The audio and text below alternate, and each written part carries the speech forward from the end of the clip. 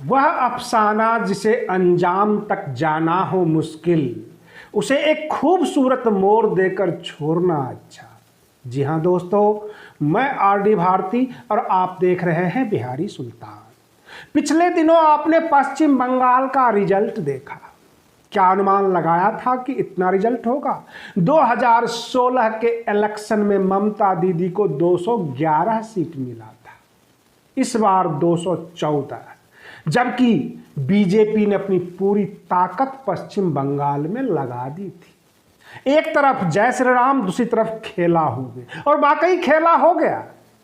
रही बात ये, इस रिजल्ट का असर बिहार के राजनीति में भी पड़ा है, और जीतन राम मांझी ने कह दिया बंगाली अस्मिता की जीत है।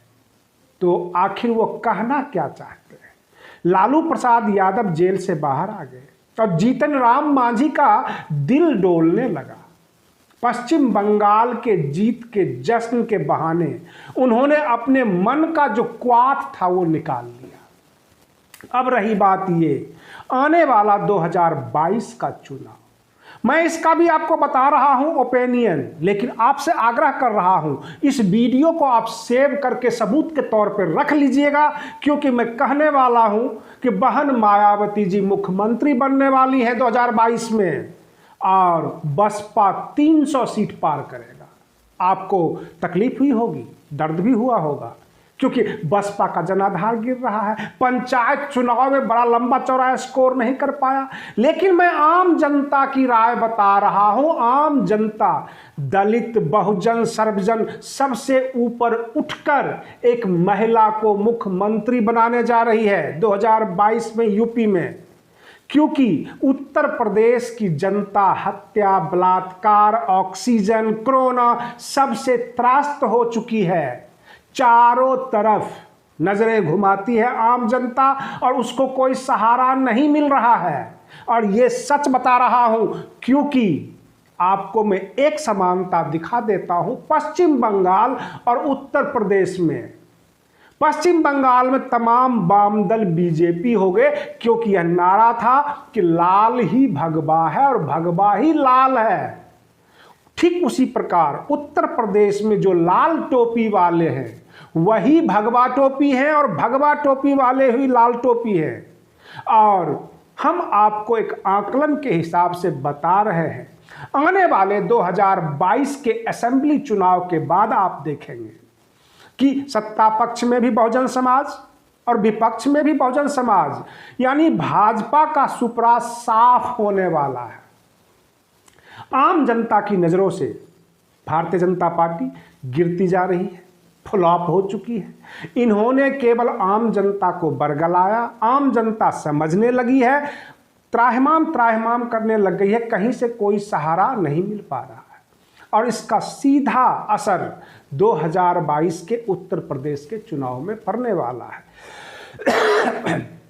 हमारे बहुत सारे साथी जो बहुजन समाज से हैं, बसपा से निकलकर बसपा में तमाम प्रकार की कमियां ढूंढते हैं, बहुत तरह की आलोचना करते हैं बहुजन समाज पार्टी की, लेकिन आम जनता इस बार आपकी सुनने वाली नहीं है। आम जनता के झोंके में मत आ जाना, अन्यथा वो आपको देशद्रोही मान लेगी। जो बसपा के खिलाफ उत्तर प्रदेश 2022 के चुनाव में बोलेगा, आम जनता उसे देशद्रोही मानेगी, उत्तर प्रदेश द्रोही मानेगी, क्योंकि उत्तर प्रदेश की जनता को अब केवल और केवल मायावती नजर आ रही है, क्योंकि बदलाव चाहिए। और पश्चिम बंगाल में जिस तरह से कहा जाता था कि हंग असेंबली होगी, नेक टू नेक फाइट है, नंदीग्राम हार गई ममता दीदी, अलग बात है। हो सकता है कि बहन मायावती जी भी अपनी सीट हार जाए, हो सकता है कि बहन मायावती जी के जो कद्दावर नेता होंगे वह भी अपनी सीट हार जाए, लेकिन मायावती जी की बसपा की जो जनाधार मिलने वाला है, इक्के दुक्के जो बाहर जिनको कोई नहीं जानता है, अगर बसपा के टिकट से खड़ा होगा 300 सीट पार कर जाएगा, जिस तरह से 214 सीट पश्चिम बंगाल में ममता दीदी को आती। ये और बात है कि मेन और मुख्य नेता से आम जनता नाराज रहती है, उनके कार्यों से नाराज रहती है, लेकिन जनता बदलाव भी चाहती है। जनता ये देख रही है कि पिछले 5-6 साल से उत्तर प्रदेश में क्या हो रहा है।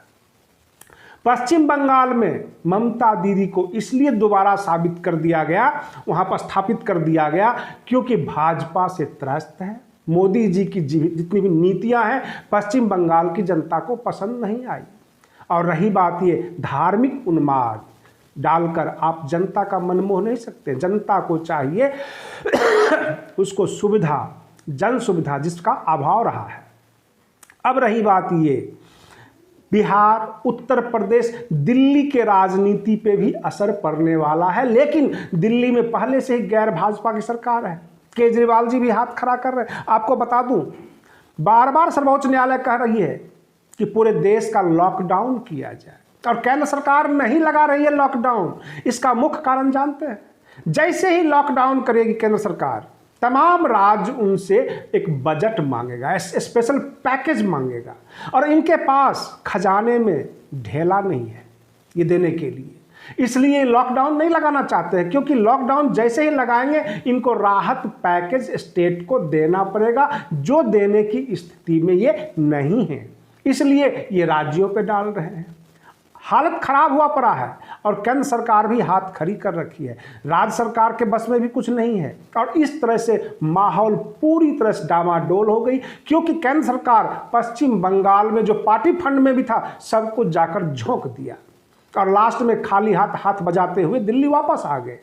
कहने का तात्पर्य है कि केंद्र सरकार की सारी नीतियां फेल रही। राज्य सरकार अपने दम पर लॉकडाउन करे, अपने दम पर अपने सरकार को बचाए, अपने राज्य को बचाए, यह उनकी खासियत होगी। आप बने रहिए बिहारी सुल्तान चैनल पर। हम फिर मिलते हैं अगले वीडियो में। तब तक के लिए धन्यवाद।